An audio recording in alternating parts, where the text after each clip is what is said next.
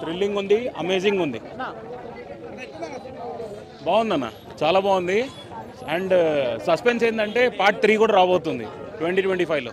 So దాని trailer కూడా play చేసినారు, నిజంగానే బాగుంది.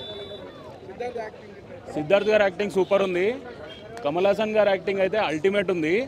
అసలు ఇందులో ఎస్జే సూర్య అని ఒక క్యారెక్టర్ ఉన్నారు, అది ఇంకా 2025 పార్ట్ 3లో చాలా బాగా చూపిస్తారు అనిపిస్తుంది.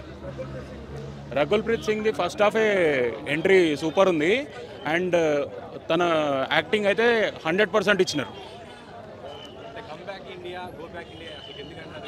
అంటే comeback Indian, go back Indian అని 2 కాన్సెప్ట్స్ ఉన్నాయి.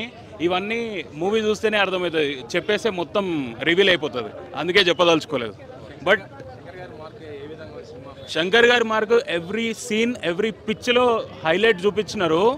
ఒక్కసారి ఈ 2024లో రిలీజ్ అయిన మూవీస్లో ఇప్పటి వరకు ఇది ఒక అల్టిమేట్ రిలీజ్ అని భావించవచ్చు. సినిమా చాలా బాగుంది.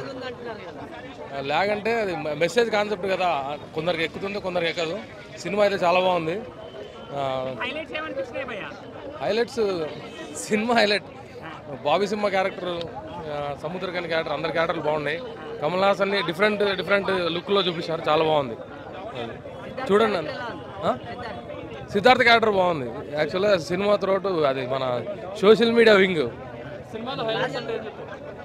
కమల్ హాసన్ యాక్టింగ్, స్టోరీ బాగుంది, చాలా బాగుంది. అందరు చూడాల్సిన సినిమా. లేదు, ఎక్స్పెక్ట్ చేసినంత ఉంది సినిమాలో, చాలా బాగుంది సినిమా.